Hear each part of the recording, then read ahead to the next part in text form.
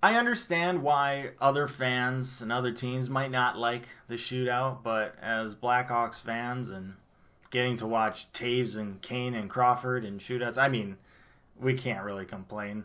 Shootouts are great. Honestly, I would even propose a new change to the game. Let's make hockey 9 innings of shootouts. Each team goes in an inning until they get stopped 3 times, and then you switch, It's like, come on. Wouldn't that be, just perfect? Wow. You have to get up, do what they do. But that was insane. Let's not get ahead of ourselves. Come on! I make go records, baby. I'm liking this. Hello and welcome to another episode of Hawks Recap. My name is Clay. Thank you for tuning in. Blackhawks just completed their 65th game of the regular season, finishing off a 4-game road trip down in Florida against the Panthers, against former Blackhawks Coach Quinville, the beloved Coach Q, and the Blackhawks tie in regulation, tie in overtime, and then win in the shootout. Blackhawks get the victory and the 2 points. Final score of 3-2. Corey Crawford in net for the Blackhawks once again. No surprises there. Ever since the trade deadline, we no longer have a goalie tandem. It's no longer a 50-50 hot hand split. It's Crawford's net until he needs a rest. Then Subban can go in there and play for a little bit. But Crawford, absolutely fantastic for a second straight game. One of the big reasons the Hawks were even able to get to overtime in this one and eventually win in the shootout. Crawford made 38 saves, only gave up 2 goals on 40 shots. Absolutely fantastic. A number of huge saves down the stretch, especially in that second half of the game. Can't really say enough about his performance once again tonight.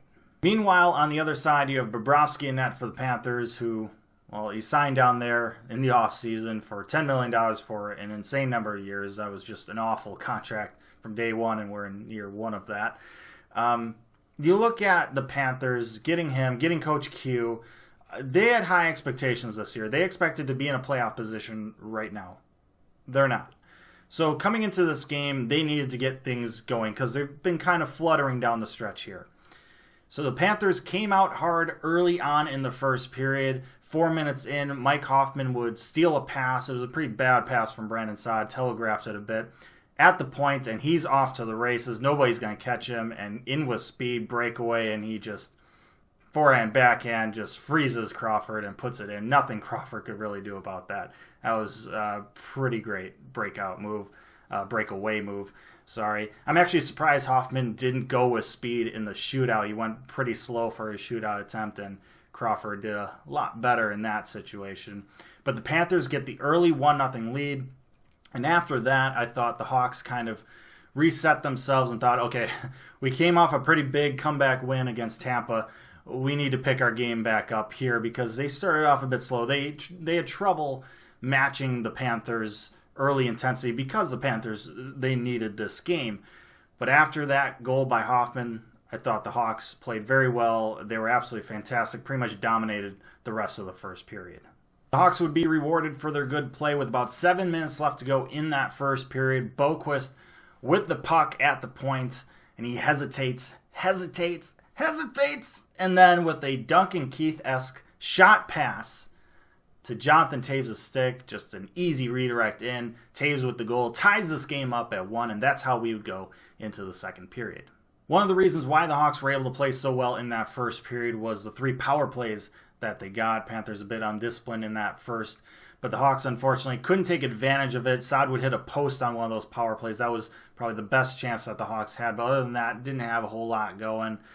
But those were the only 3 power plays for the Hawks in the game, and we knew that, the Panthers are probably going to get some calls later on in this game because they didn't get any in the first, and, they did in the second period. They got some calls to kind of jumpstart their game. But before that would happen, about 6 minutes into the middle frame, the Blackhawks would have the puck in the offensive zone, some good offensive pressure and shots, but the Panthers would get it, but they failed to clear it out thanks to Jonathan Taves' hard work, stick lifting, regaining the puck. He would get it to Murphy, one-time slap shot from the point. It gets redirected in front past Bobrovsky, and the Hawks would grab the 2-1 lead.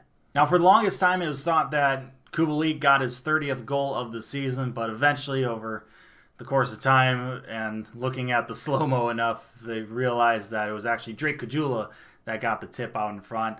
And although I'm sad that Jakubczak didn't get his 30th goal of the season, I'm still happy because, well, number one, Hawks scored, and number two, you got two guys, net front presence, with chances to redirect the puck. I mean, that's fantastic. Shortly after gaining the lead, the Hawks would go to the PK. Louie gets called for interference. Panthers power play looked pretty darn dangerous, but the Hawks PK comes through, kills it off. Unfortunately, the Hawks would go right back to the PK, basically right as that penalty expired. Duncan Keith gets called for tripping. I thought that was a pretty bad call. It looked like the guy just tripped over himself, but hey, good teams find ways to overcome adversity. You're going to have bad calls go against you. You're going to have the puck bounce against you. If you want to win in this league consistently, you need to find ways to overcome these things. And I'm not saying the Hawks are a good team, but at least in this case, they did that. They found a way to overcome it. They killed off the second penalty. 2 straight penalties killed off. The Hawks, because of that, go into the third period with the 2-1 lead. Now the Panthers, none too happy about being down a goal going into a third period of a game they very much need 2 points out of, so they come out hard in that third period. They outshot the Blackhawks 17-2 in that final frame of regulation at least. But the Hawks, even with only 2 shots, they still had chances to put this game away. Jakubczak, with a glorious opportunity, hits the inside of a post, and then Kane and DeBrincat 2-on-1. Kane sends it over to DeBrincat, one-timer, and he shoots it wide of the net. Last year, that's in the back of the net 9 out of 10 times, but this year, those aren't going in for DeBrincat. It's been such a struggle. Once again, I am firmly in the camp of that this is an anomaly type year for DeBrincat. I don't think we'll see this type of year the rest of his career. It just sucks that it's happening this year. But, those were glorious opportunities for the Hawks to put this game away. They don't do it, and the Panthers would find a way to tie this game up with about 1.5 minutes left in the game. Louie makes a mistake at center ice, trying to step up. Matheson gets around him. It's a 2-on-1, and Matheson just blows it short side by Crawford. And this game is tied, and we're going into overtime. Now, we've seen some boring 3-on-3 overtimes this year, but this was not one of them. This was a pretty exciting one. Both teams getting chances, both goaltenders making saves. Adam Boqvist hitting the crossbar at one point. Opportunities for both teams, but neither team able to score. So after 5 minutes, we're still tied. So we go to the shootout, and well, I guess one of the benefits of not having Leonard anymore is we have Crawford in net for the shootout, and yeah, I like our chances. I mean, it also helps that we have Kane and Taves. Crawford stops the first 2 shots, then Taves scores, becoming the first NHL player in history to score 50 shootout goals. No big deal. And then Kane scores, both scoring via the 5-hole. Bobrovsky didn't see it coming, and the Blackhawks win this one in the shootout. Final score, as mentioned before, 3-2. So the Hawks find a way to salvage something out of this 4-game road trip, winning the last 2 games in Florida. Finish off this month of February that we all knew was always going to be the toughest month in the schedule this year because basically all the games were on the road.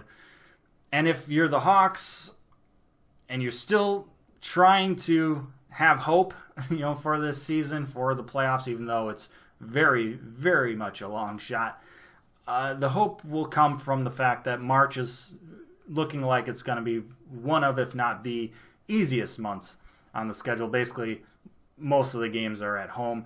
Good slate of home cooking. Last month of the regular season, so whatever happens, at least as fans, try to enjoy it, right? It's the last month of hockey, basically, for the Blackhawks, most likely.